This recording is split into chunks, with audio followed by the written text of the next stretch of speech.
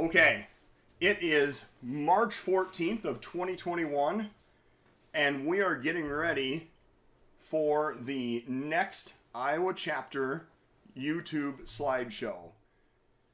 And let's do a sound check today. I see we have 38 people anxiously awaiting the beginning of the show. If anyone wants to put a note into the comments and make sure that we can actually be heard this afternoon, let's see if that happens. I always have to remind myself that there is a lag, there's a delay in the broadcast from when I speak to when people hear me. It's almost 30 seconds, actually. But any moment here, I believe that we're going to start getting some comments telling us that people can hear us, or hear me at the moment anyway.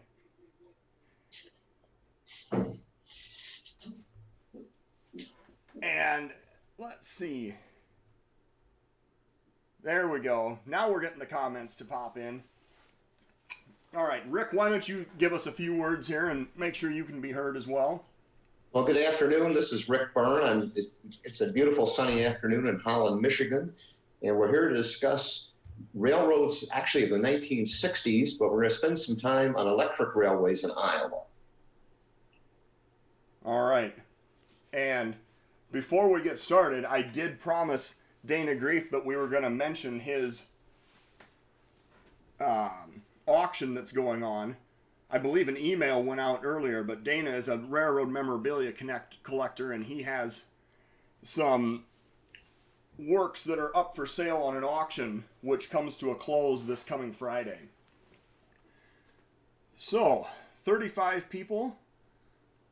Now, Rick, I think that this is actually a fantastic example of what this whole project has been about, because honestly, you were never going to drive to Eastern Iowa to present a program for us in all likelihood on a Monday night, and we might never have had the opportunity to see this material that you're going to present today if we hadn't been able to arrange for this YouTube slideshow. So it makes me really excited that you're the first real example that we have of somebody where our reach is beginning to expand well beyond the normal borders of presenters that we would find for Cedar Rapids Rail fans or the Iowa chapter. So would you like to comment on that for just a moment? Yes, and Tom, a couple of things I want to do today for those listening. This program is dedicated to Roger E. Puta, P-U-T-A. Many of you have probably seen his stuff on Facebook. Roger passed away in 1990. However, Roger was with me on both of these trips, and I think the hobby needs to be discussed very briefly. But I met Roger as a 16-year-old, as a sophomore in high school, and our friendship blossomed from there. He introduced me that fall to a guy named Marty Bernard, who most of you probably hope Marty's on with us today, and Marty is America's #1 railroad slide digitizer. So all of these works are courtesy of Marty. Our hobby went forward to June of 23rd, 1962. We picked up a kid who wanted to ride with us, along with a guy named Walt Dunlap, currently out of Falcon Heights, Minnesota. And that was Raj Patelski, who became director of internal audit of Amtrak, lives in Richmond, Virginia. And we all see each other every year at Rail Camp. I'm hoping on board today, too, is Bob Johnston, who is a train's passenger writer, who was a longtime friend from 1962. And hopefully many others will be here. So the hobby is a place, Tom, where you meet people and become friends. And this is what this is about. And that's what we're going to discuss when we go through this. Yes. So it is actually 2:01 p.m. We have 60 people currently watching live. And so let's get this kicked off. I want to start out by thanking everybody that tuned in for our Rock Island show, which was actually done, it was done pre-recorded last month. We had a record 176 live viewers during the premiere of that show. And additionally, we've had over 3,000 playbacks of that show in the last month. So I really want to thank everybody for tuning in and enjoying our content that we provided. Now, my second announcement is the reason that we did a pre-recorded show last month, which is because the newest Railfan member of the Iowa chapter was born on February 9th. Christian Terrence Hogan is my youngest son now. He was 1 month old, and he is, in fact, taking a nap upstairs right now while I'm down here enjoying this show with Rick Byrne. So a couple of upcoming events that I have to mention. In May, we're going to have the Iowa chapter outdoor meeting at Nevada, Iowa. It's going to be a 24-hour train watching event.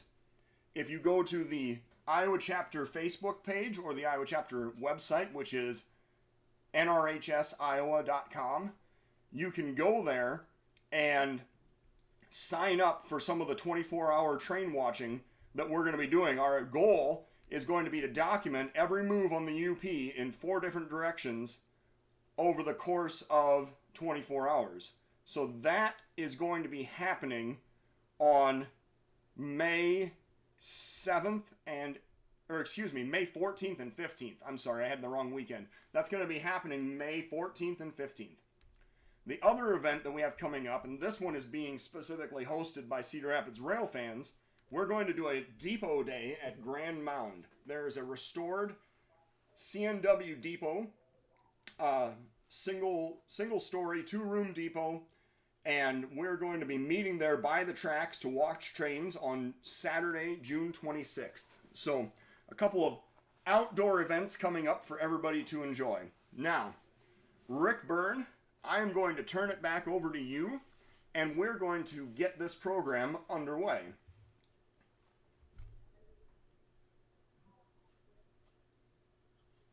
Rick, how are you? Are we all set to go? Okay, go ahead, Tom. Go ahead. I'm going to put the first slide up. Yep. We're going to take a route today for the map that people are looking at. We're going to go west. We're going to get to Iowa, and that's coming up pretty fast, but we're going to follow the yellow line. This is a route of the Northwestern from Milwaukee west through Madison and down to Platteville before we jump over into Iowa. This is a few preliminary pictures, and it helps fill the program, but I think everybody's going to enjoy it because it's stuff that hasn't really been seen. So let's go ahead and start with that, Tom. This is my first picture I ever took. I'm 15 years old. It's 1960 at Ryan Tower. That's just south of Milwaukee. And my dad is standing over there in the tan jacket. We, of course, we're up in the tower. Oops, there's some power lines above there, Tom. Do you notice that? Yeah, catenary lines. That's right. Catenary, the main line of the North Shore. Obviously, we're going to single track on the Northwestern with the pole in the middle. But this is the freight line of the UP today between Milwaukee and Proviso Yard. Right. There's a bridge there. You won't recognize this spot at all if you go there, but it's an interesting spot. Is this Ryan Tower? Has it been torn down also? Is it gone? Yes. Oh, yeah. Yeah. Of course, it all went down 63, but that was a double track diamonds back then. Yes. The diamonds are still in the picture. The diamonds are in, but they're in the process of tearing up the one main. Yes, I see that. This is downtown Milwaukee. This is taken in January of 1966. Typical tropical day in January in Milwaukee. We left Tom Hoffman, my college roommate. He's the librarian at Trains Magazine today. We left his house in an unheated Volkswagen, minus 31. This picture was taken, it was about minus 27. No wind chill factors included on that. That's the raw. It looks like the brakeman is reaching out the window to yell at you there. Was he trying to scare you off? I don't know. So, where exactly in Milwaukee are we? Where are these grain silos located in the bridge? This is a line right just south of Depot going over the river, I believe. I'm not positive of the exact location. This is the swing bridge over the river. I believe this is the same bridge. This is taken July of 65. Okay. Notice the New Haven boxcar in the background for anybody that's into New England Railroad. If Bill Klein's is on board today, you'll notice that immediately. Yes. This is the Flambeau 400 leaving Milwaukee. This picture is taken in July of 64. This is when they put on the pseudo bi-levels for between Chicago and Ashland, Wisconsin. All right. It looks like I mean, there's 6 coaches there in that passenger consist. It seems to me like that this is must have been a well-traveled train at this time anyway. Well, don't forget, most of that stuff was not going to go beyond Green Bay, and one of them is a dining car, and one of them is a parlor car. Okay. So, but probably, I would guess beyond Green Bay will be 1 unit and probably 2 cars. Understood. This train lasted through, it only ran at Christmas time, but it did last through Christmas in 1970, all the way to Ashland, Wisconsin. That line is totally out beyond Green Bay. Okay, now we're going to swing west. This is at a place called Jefferson Junction, and I believe the track, not the train is on, but the other track going underneath is still not being used by the UP. Okay. This is the Milwaukee-Madison line. This is route of the famous Capital 400, which ran from 1942 to 1951. It was a one-way train. You could get on in Chicago and just sit. Oops, we're back in Chicago. It ran Chicago to Milwaukee to Madison back to Chicago as a loop. Got it. And this was on unsignaled track, and they did keep the crews restricted in 1949. 80 if it was straight, 70 if it was curving. That was the speed limits. Gotcha. Now, it seems like there's a lot of people out here to just watch somebody pulling pins on boxcars. I think this is a fan trip coming through because several of the steam trips of the circus trains went through here on this line. Understood. This is Lake Mills. This is between Milwaukee and Madison on the Milwaukee-Madison line of the Northwestern, again on the route. This was a stop on the Capital 400, actually. Okay. And this, for time rise, if people are interested in a date, this is taken in May of '66. I was going to say, that black and gold truck back there in the background, definitely a relic of days gone by. Right. Okay, this is one of my treasured shots. I went to the University of Wisconsin from 1963 to 1967, and you had to go up to the school for, I guess you call it pre-registrations. This was July 9th, 1963. July 24th, 1963, this photo was not available. So that's how close to the end of it. This is the Rochester 400 coming from Mankato, Minnesota, Rochester to Chicago, running with 2 coaches, a dining car, and a parlor car. That's the Madison station in Madison, Wisconsin, and that is here today. That's the electric company headquarters. And all 3 stations of the railroads of Madison, Wisconsin are used today for other things in 2021. So that was a great savior. Note the lunch stand ad on the sign by the US 151 sign. Yeah, that's again, the vehicles, that just the whole scene is just amazing. This is inside the depot for those that like an inside shot. And you'll notice the number of train boards was pretty light. This is taken actually after the 400 was off. The Madison local, which ran till September 3rd, 1965 is here. And I was on the last run of the Madison local both ways. Right. And did they turned that equipment? It terminated in Madison at this time? Yeah, the equipment went from Madison to Chicago, and you could make a 1 minute, that's 1 ONE minute connection to the outbound train. I played safety first, got off at Crystal Lake and got food on the last run, and then got the last run back. Understood. And then you can see on the other train board, they've got the Janesville train listed. It's the same. It's the same to Janesville. Yeah, the reason on the other board is on the weekends, the southbound train ran 45 minutes earlier.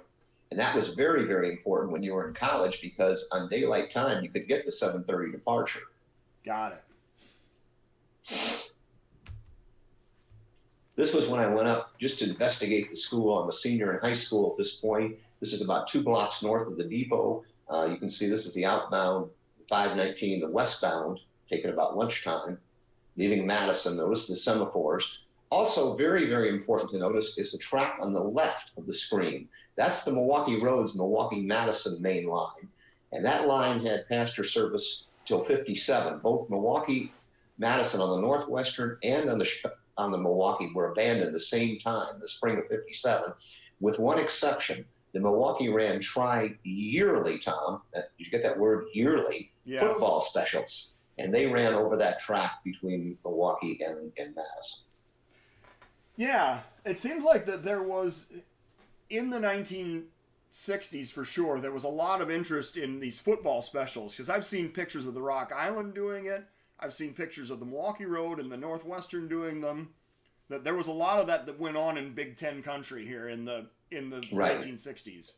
I want to point out that I have to, Tom, if I can just take a second here, if I'm taking a little time. I don't have the picture, unfortunately, due to losing some slides in a flood, but I took one of the most tragic pictures. I took the picture, got some really nice pictures of the train, had lunch, and went to class at my Navy ROTC unit. I'm also a retired Navy captain. And when I got there, the instructor was crying and bawling. Jack Kennedy had been shot. So the football special ran in Minneapolis, but there was no football game.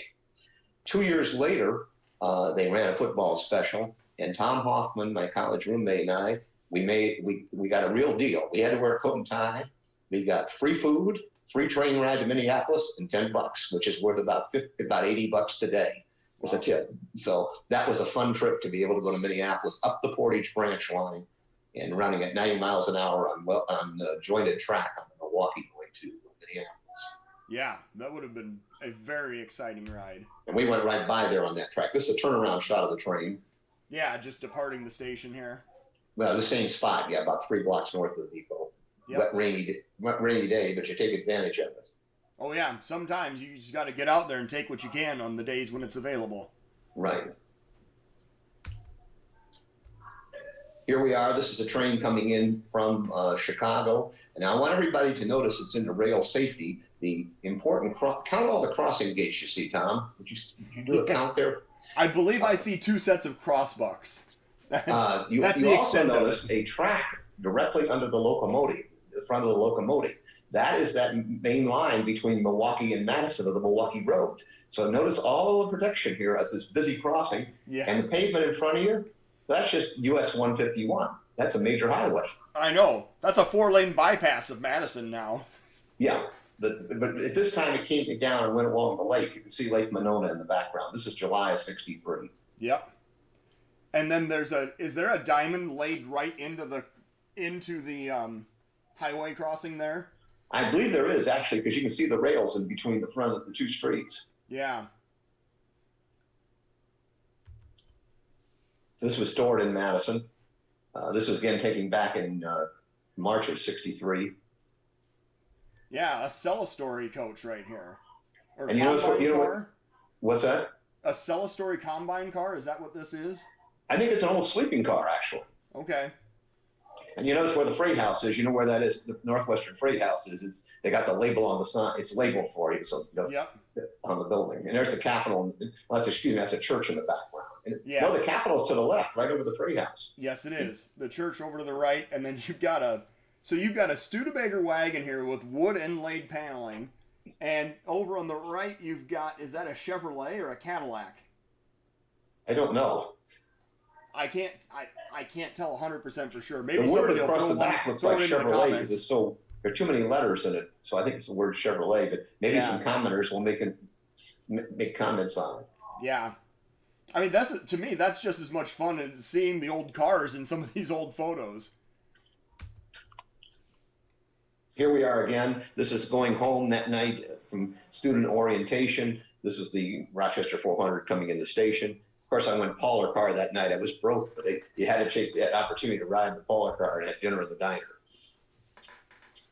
All right, so this is looking the opposite way at that same signal bridge that we saw previously. Right, exactly. Yeah. And again, the Milwaukee Road line is the track next to the engine. Even though you say, well, I thought that would be Northwestern track. Well, that's actually the Milwaukee Road main line.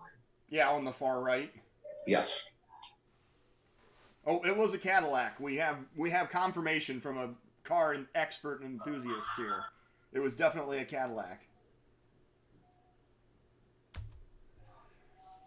This is another day of this was the Rochester 400. And it's in the summertime again. This day, the regular E unit was not working. Yes, a torpedo tube Jeep 9, I believe. Is that what we have here? That I don't know, but maybe somebody else can comment. Yeah, those. It has the air reservoirs for the brakes up on top of the engine. They were called torpedo tubes, I believe. Okay. But they made room for the steam boiler that way. Here's the depot, sort of the overall layout, just for people to see. Mostly stub tracks from the north, and I don't know why, because there were always more trains from Chicago coming in the south end. The only thing I can figure is that they dreamed of service to Milwaukee, never got it. There's the Capitol again on the right. Yes. So we have 3 different platforms and 5 tracks going by the depot at this particular juncture. Right. This is the Madison local trains, probably train 508 or 510. 508 was the weekday train, 8:15 to Chicago at night. 510 was a 7:30 at night. So you'll see this is again taken at the Madison depot. Oh, torpedo tube Jeep 7, excuse me. It was not a Jeep 9, it was a Jeep 7. Okay. That previous shot. This is the, back in March, again, 63, going across Lake Monona. There's a diamond out in the middle of Lake Monona that's still there today. Of course, this was back in the days when you did a little walking in probably what you'd call X-rated neighborhoods where you'd go trespassing out on the bridge type of thing. The diamond is right in the middle of the lake. This is south of Madison. That's the Madison local. You can see it had an old RPO car, a baggage car, and 1 coach.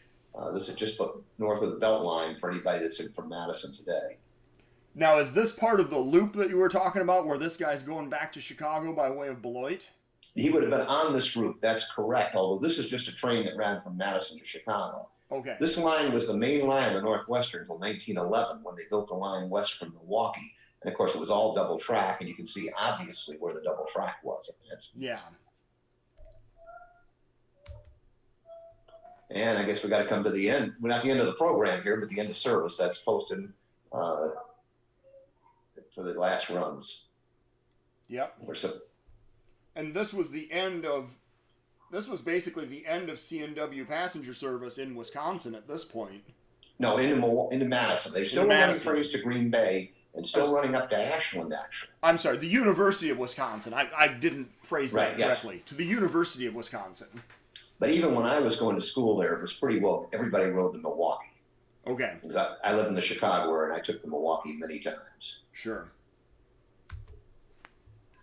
Oops, does anybody realize this is also in Madison? The Illinois Central's most northern point was there. This is their depot. Mm-hmm. I believe that's a Tahiti Carl Chevrolet, probably, Tom? Yep, over on the far right. Right, about a 56 model, probably. Yeah. That's a guess. Again, this is, by the way, before I went to college, not too long before, I'm standing up and shooting a picture of US 151. Notice again the heavy crossing gates here at the crossing. Yes. All the protection for motorists that didn't exist. Right. Yes. Okay, let's go ahead. Oops, well, I got a problem here. The Milwaukee is busy switching, so I guess it's a good time to have a chat about things. This is the Illinois Central Freight coming up from Freeport. Yes, and it looks like they must have done some switching. They've got their caboose in the middle of their consist. Yes, they do. That's correct. This is on the west side of Madison. Let me see here. This is Prospect and Commonwealth Streets. If anybody goes to a football game at Camp Randall, this is about 2 blocks west on a hiking trail today. In Madison, again, this is the train at Murray Street. Notice the turntable. And you can tell, everybody I think should know where the Milwaukee Road is in Madison at this point. You can see the high wires in the background. Yep. And it looks like a turntable there in the ground. Yes, it is. Oh, they're saying that that coral-colored car was a Chrysler. Okay. Yep. My dad had that color in a Buick, so that's why I thought it was a Chevy, but maybe. Nope, it would appear that was a Chrysler. We've got some experts weighing in on it for us here. Reefer is probably for Oscar Mayer, by the way. Yep. Again, this is at Spooner Street. This is a hiking trail today. They carved out quite the pictorial route into Madison, the IC did. This was back in '63. This is in Belleville, which is south of Madison, famous for the Belleville Tunnel. And we'll see Bellevue actually see the tunnel. It's doing better this day as far as volume business. Yeah, much longer train. It looks like there might be 15 cars there today. But nothing for the Wayne Feeds is not too busy today, though, doesn't look like. Yeah.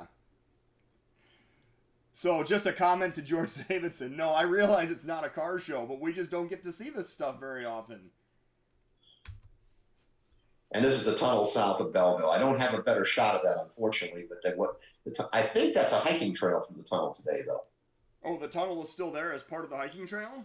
I think so. But if somebody, why don't you ask that to the commenter, see if anybody knows that. Yeah, if anybody's aware, if this tunnel, which is on the IC Madison to Freeport line, if this tunnel is still there. Okay, here we go. Back on Lake Monona again. Of course, I'm using the convenient Chicago and Northwestern main line. That's a good place to stand, right, for all photo taking. This is a football special coming in out of Chicago. Obviously, the bi-level cars are on, excuse me, it's actually the varsity they're using, I think, but the middle car is a lounge car. Yep. And so, theoretically, this would have been for a Northwestern and Wisconsin football game? No, they ran for all games out of Chicago. There were enough Badgers in Chicago that's how you got to the games. Ah, I see. All right. Let me see if we're going to, I don't know if we're going to have this in the Photoshop, but the Navy ROTC Armory had a beautiful parking spot right behind. There were 2 tracks, and you can park right there, and you're right at the stadium. Wow. This is, again, the Sioux. This is the 7:15 a.m. to Chicago, taken on the south side of the lake, running with coaches and a Polar car. Here we are again, the Illinois Central. We were back there a minute ago. And this guy is interchanging. This guy is on the Illinois Central, by the way. This is not a shot on the Milwaukee. He's shoving cars into the Illinois Central for interchange. Yep, and we got a Fairbanks Morse switch engine here from the Milwaukee.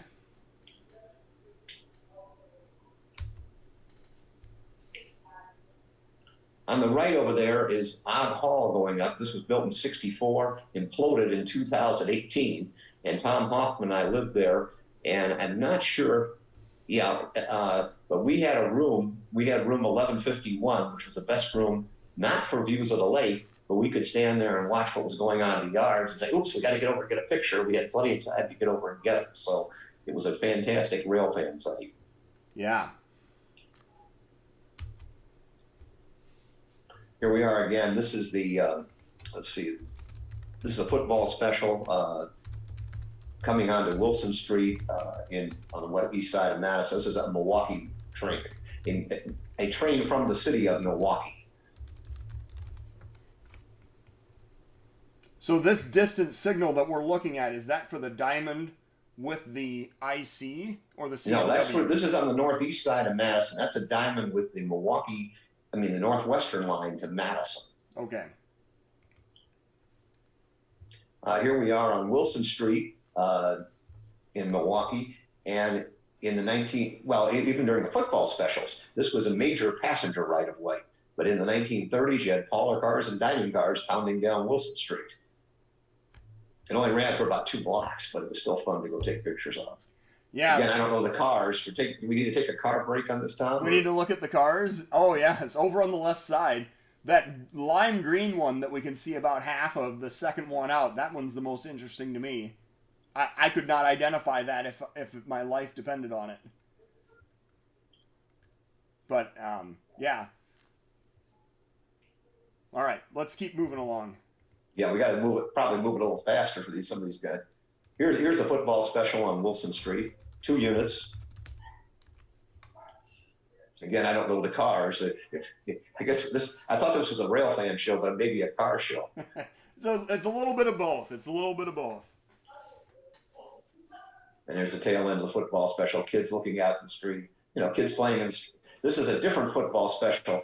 This was earlier when they were running the heavy equipment. You notice there's a diner in there as well. Yep. Here we are at the Northwestern Depot. Important to say, Tom, the Northwestern Depot. Yes. Where we were before. Again, this is the Portage train coming in from Portage on the Milwaukee Road line, which has not split yet from Milwaukee and Portage. Yes. 3 Milwaukee Road Jeeps, it looks like we've got in charge of this train. Yes. This is at, let me see, excuse me here a second, let me get down. This is the Johnson Street on the Portage line. That is not a tower behind it. The signals are for the Northwestern, again, crossing the Portage line. Yep. That's a different crossing from the one we saw earlier. Yep, and an Alco in charge of the switching today. Right. Here's some sea liners. This is in the yards. Yeah, this is a service area? Yes. Again, Tom and I were very fortunate that when we were there, we could walk anywhere we wanted. We knew Bob Hurlbert, who was the general agent and general manager. In fact, Bob's the one that took us up to, got the trip for us to Minneapolis. And later in life, when I was a director at the marketing research at the Milwaukee, I was honored to be able to came up and I just took Bob out to lunch. I said, thanks for getting my career started. Nice. Again, we all want to talk about that important crossing protection on US 151, don't we? Yes. Well, there's the building that did it. That was manned 24 hours a day. Now, was this guy in charge of the street crossing? Yeah, that's all he did. He turned the signals on. Right, and then did he also have control over some of the railroad movements, or was that it? No, he was a street crossing. The railroads, but at this time it was a 10-crack crossing. So these were switching moves going on, and he would turn the signals on. Yep.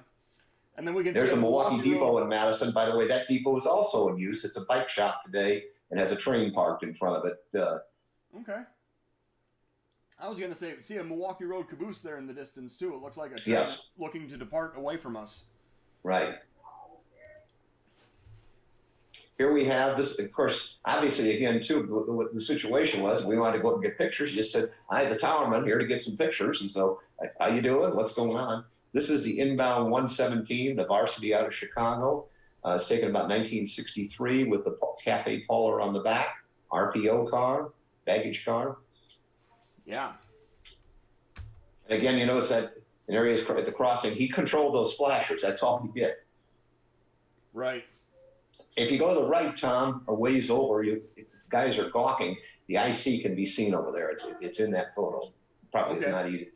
And by the way, there's Odd Hall completed, that tall building behind the depot. And again, we had one of the rooms with the view of the tracks on the 11th floor. Just a perfect situation for rail fan.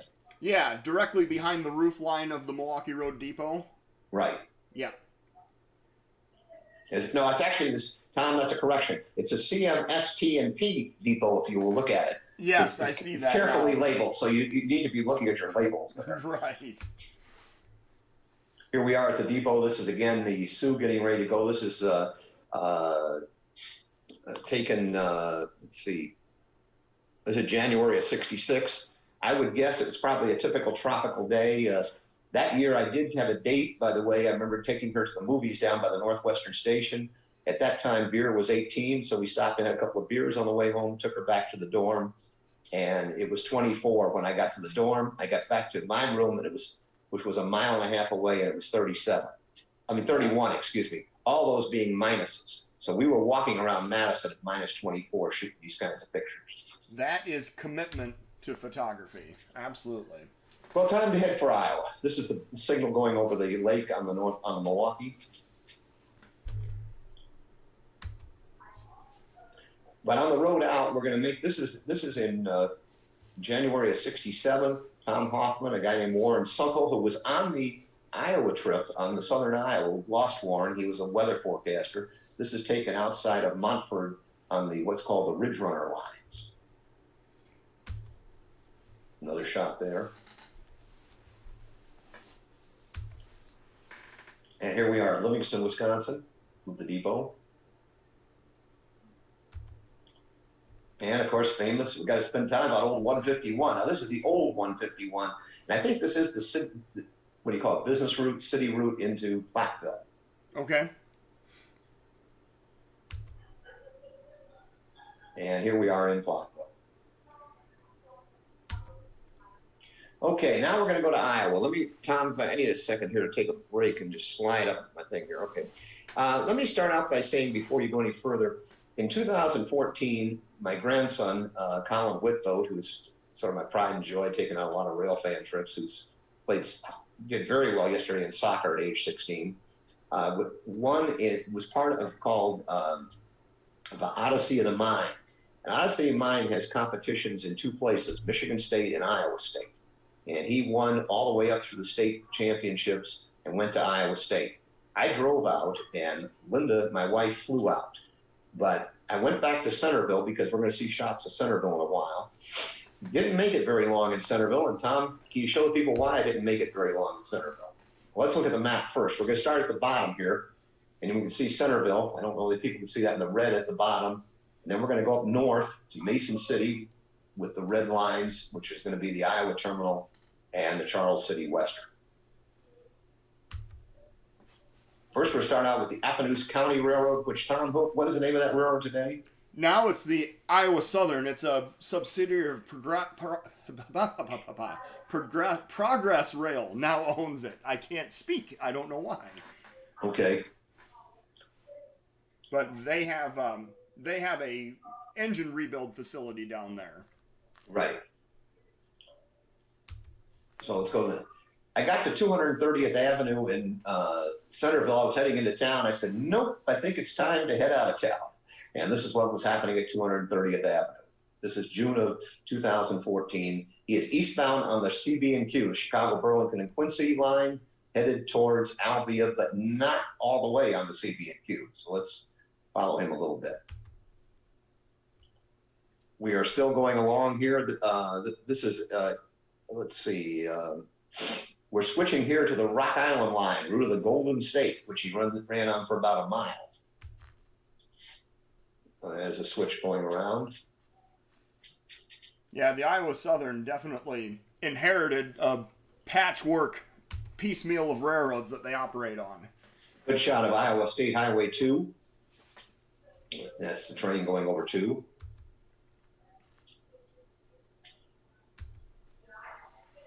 The next shot is at 200. Let's see here. No, like I said, this is a Udell, Iowa, Udell, Iowa. And this is just south of Monrovia. There was no problem. By the way, I didn't have to speed on any of this. This was, I could stop and take a break for a while. The speed was not. All 10-mile-an-hour operation. Yeah. Right. We're on the Norfolk and Western ex-Wabash now.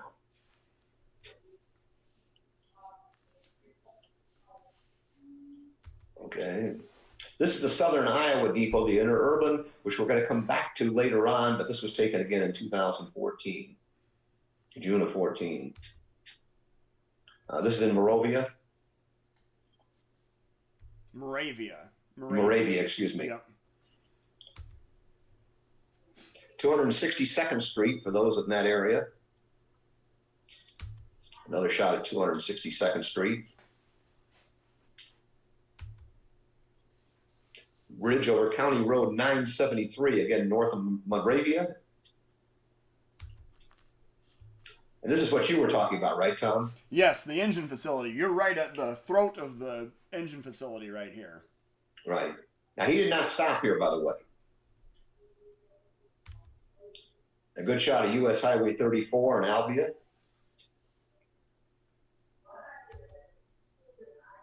And 7th Street in Albia.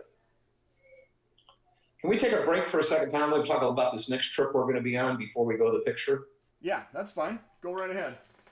The next trip happened in June of 1963. The late Roger Puta and the late Jerry Weidmark and myself drove a 1955 Mercury from Chicago to Centerville.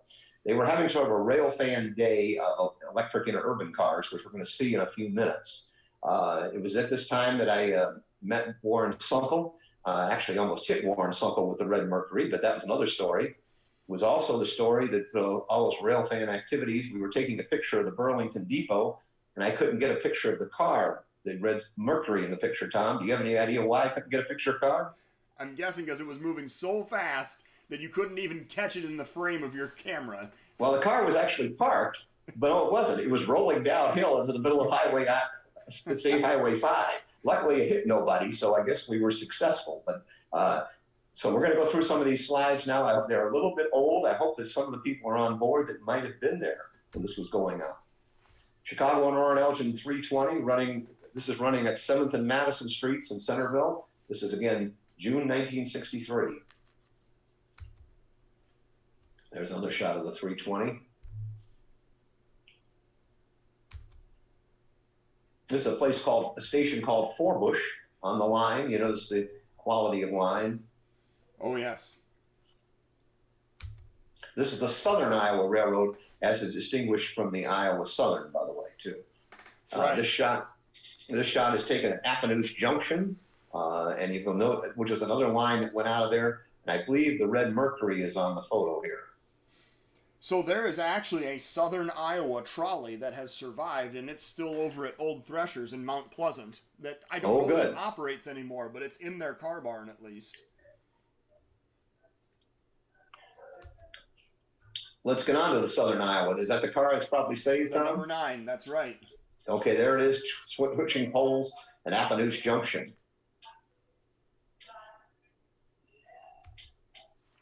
Here we are. This is it's listed as the Chariton River Bridge. Is that? Chariton River Bridge. Yep. Okay. The fill is interesting. If they had maybe recently had some kind of a washout that they had to repair. It must have been, I would have guessed. Here we are again, going down 7th Street at 7th and Madison. I got pulled over by the Centerville police for driving British style on the left side, trying to take pictures. So we talked our way out of that too, as 18-year-olds. So it was quite a day.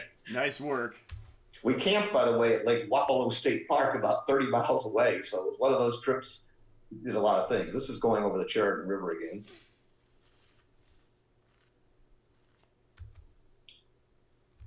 So this is a line car that we're watching now? Yes, they took every car that they had it running. Yeah.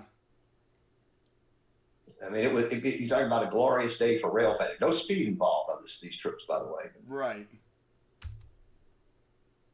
Typical right of way. Again, lots of room for upgrading. Yeah. The cross ties are apparently missing in this show. Right. I was quite surprised watching Friday night the Central Electric Rail Fans Association meeting on the Pacific Electric. Now, it was taken in the 50s, which I realize is later, but I had forgotten how light they were talking about, how they had gone from 60 to 70 pound rail. Well, that's hardly any weight for rail. Right. These lines were just so lightly built. Here we are in Moravia, same depot we saw earlier. So this is the Iowa chapter car that is actually our logo for the Iowa chapter now. This is the WCF&N 100. Right. Another shot of the 100. Man, that thing is just packed.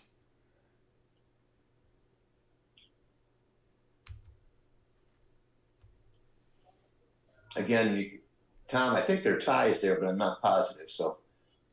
Yeah, I mean, you can see indents in the dirt where the ties should be, right?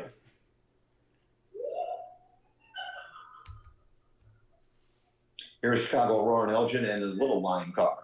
Yep. SI1. Okay. Tom, I think we've got a blank. No, here we are again. Nice. I don't know what the car is, but if we have another car buff that can identify the car, that'd be great. Yes, the green car there in the background. Right. Okay, it's 1967, and this is another Raj Putin. I'm getting ready to graduate from the University of Wisconsin, be commissioned as an ensign in the United States Navy Supply Corps. And I recommend Navy ROTC for anyone that has kids that try to get through college. They don't do a lot. They give you free tuition, free books, and today it's $500 a month, and that's about what we were getting equivalent back then. It was only $50 a month. But I was a week away from getting commissioned, and I did stick around the Navy until they said they kicked me out. They said, well, you got 30 years in, you got to leave. So, yeah. But this is taken at Mason City. Again, Raj Puta and I were on this trip together, and we're going to see some stuff here. This is actually, Emory is what my notes say over here, Tom, so maybe that's a correction. This is just outside of Mason City, but yes. Okay. And so you've got a switch engine here in the foreground. It looks like two other electric switchers in the background. Right. I think we're going to walk around. We're going to walk around and see some stuff. So let's just go for a walk. Yep. Number 60, excuse me. Yes. We're at the shops now on the Iowa terminal. And then 61's the next photo. Yep. With a snowplow. Yes. And there's our Waterloo Cedar Falls and Northern car. And we've got a little more ties here, but again, we're not talking about high-speed operations. Direct to Clear Lake. Yep. I think growing up along the North Shore, and for those that have not ridden the South Shore line, if you've not ridden that out of Chicago, it's a must to ride. It's still interurban yet, but it has 79-mile-an-hour track, so you get a pretty good ride out of it. But then you have street running in Michigan City where you go right down the city streets. So it's and that's going to be going away fairly soon because they're upgrading that. But if you haven't been over to ride that, it's 90 miles to South Bend, and it's a great ride. This is car 31. Yeah. Yeah. Iowa Terminal has the connections. I'd never seen that logo on the side before. That's amazing. Yeah. I think we're with the Chicago and Northwestern, according to my notes here.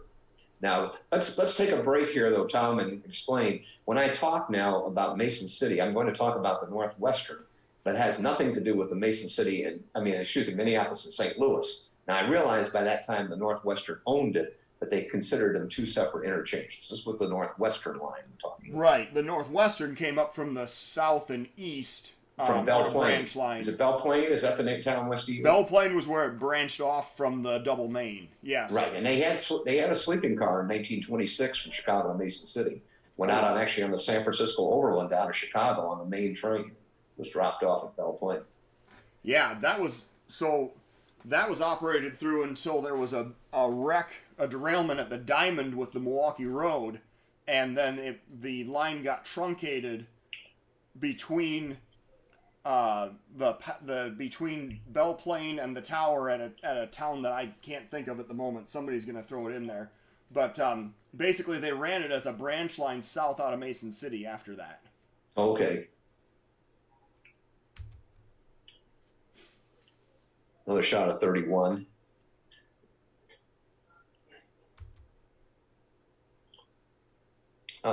This is taken at the Northwestern interchange. We're going to change the subject in a minute here. So. Yep. Now we're over at the Minneapolis and St. Louis interchange.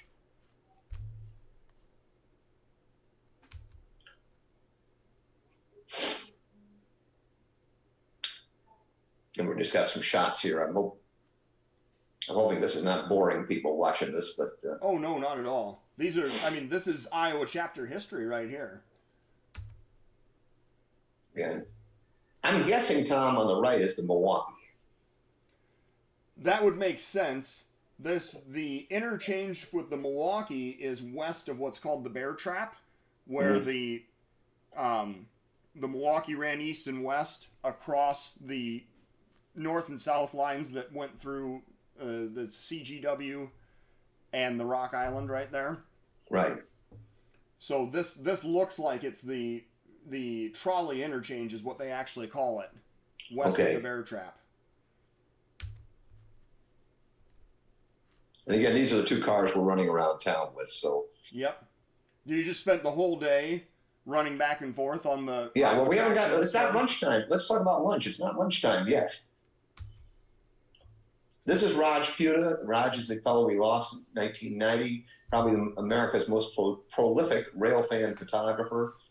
He covered lines galore, took a lot of trips, particularly pre-Amtrak, and eventually had a company with his partner, Scenic Highway Tours out of the West Coast, and they actually ran luxury bus tours, including luxury railfan chasing tours.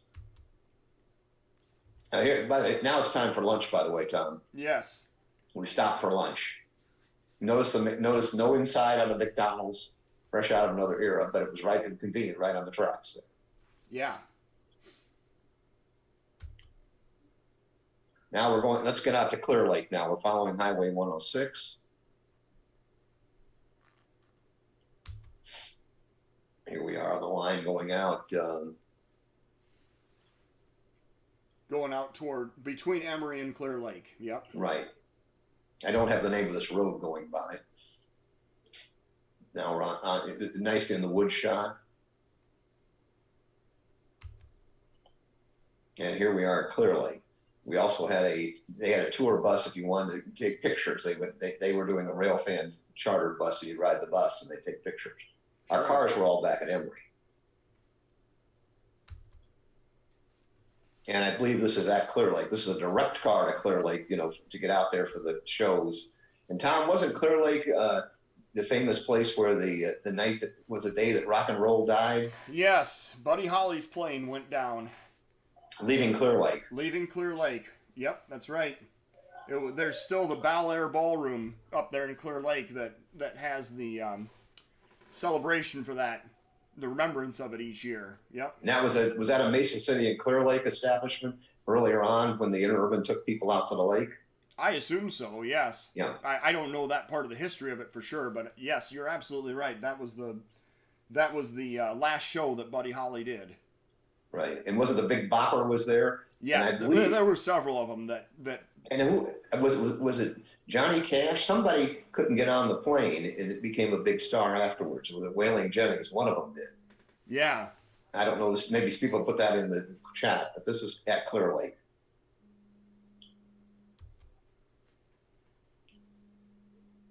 I believe this is actually in Clear Lake because it went as far as the track would allow. Oh yes, the Surf Ballroom in Clear Lake. I'm sorry, Bel Air Ballroom was in another town. Surf Ballroom is the one.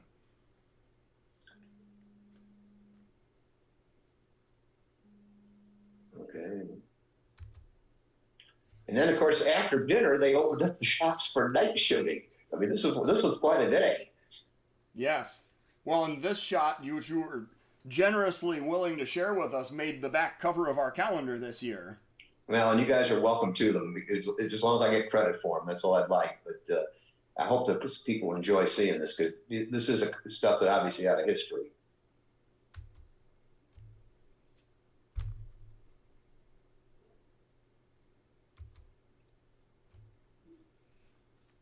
Okay, now where are we at here? I believe we've jumped over now, and we're at the Charles City Western. Is that? Yes, I believe you're correct. And I believe. And the shot is taken at Marble Rock. This is the old Rock Island main line, which is what? Who owns that today now? That's a short line, correct? Well, you're talking about it's not the Iowa Northern. Through Charles City is the Canadian National and Canadian Pacific now. No, but we're in Marble Rock now. We're not in Charles City. Oh, yes, that's the Iowa Northern. Yes. Okay, that's the Iowa Northern today. Yep. Okay. What I was looking at was the gondola full of people on the second train back in the background there. I'm just thinking about the liability insurance that would be required to pull that off today. Oh, I know. This is a shot at Lloyd Creek, it says, according to my note. Well, this is just between Marble Rock and Charles City. Now, this right-of-way is a lot better, actually. Yes, although the car looks like it's basically ready to tip over off the tracks to one side. Right, but the people look like they're pretty straight, and the crossbucks look pretty straight. This is Floyd Creek.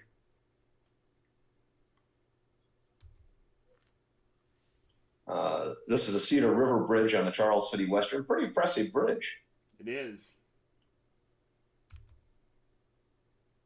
And that's the car they were using, I think, for the people car. So this says Iowa Terminal Railroad, but it must have been on loan over there in Charles City. It may have actually been taken over. The Iowa Terminal took over that line, I believe. And let's ask the Oh yes, that's right. I think you are correct. Yes. Right. So I think this is back again at Floyd Creek. This is crossing US 218 in downtown, or what would be Midtown of Charles City. Yep. I think all the way off there in the distance is the elevators where the diamond is between now at the time it would have been the IC and the Milwaukee. Right. Now who's it today? What railroads are in town? Now it's Canadian Pacific and Canadian National. Oh, it's CN still runs that line then up there. That's correct.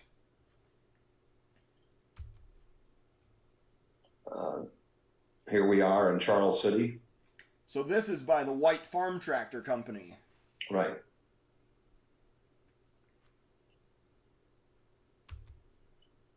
And this is sort of our closing slide, Tom. This is back again in Marble Rock, as I wanted to use as the last slide. You notice the station with the order boards, but of course you can see the interurban cars on the right. Yep. And that was, I guess, back in the 1920s, that was the Rock Islands connection to Charles City, both for passengers and freight.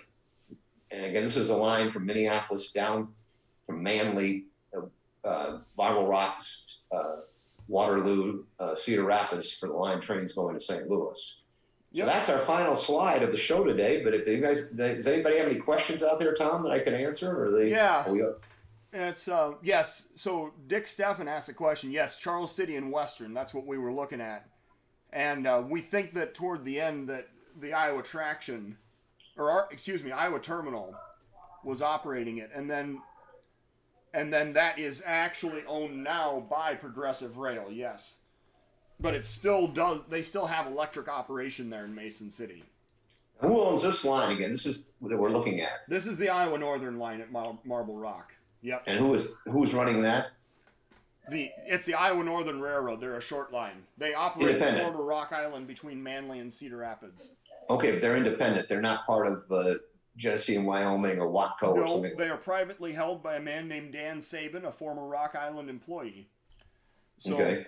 Yes, well, everyone appreciates the show, Rick, so thank you very much for presenting this month, and we definitely appreciate you sharing everything that you had here this month. This is some really rare footage that we've not seen.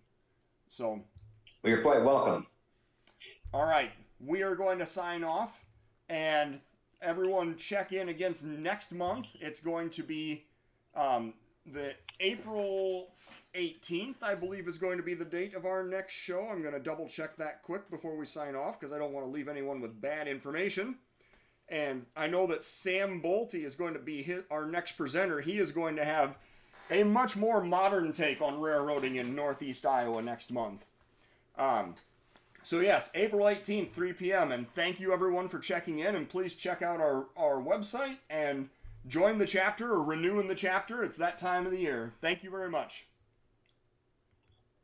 It went pretty well, Tom? Yes.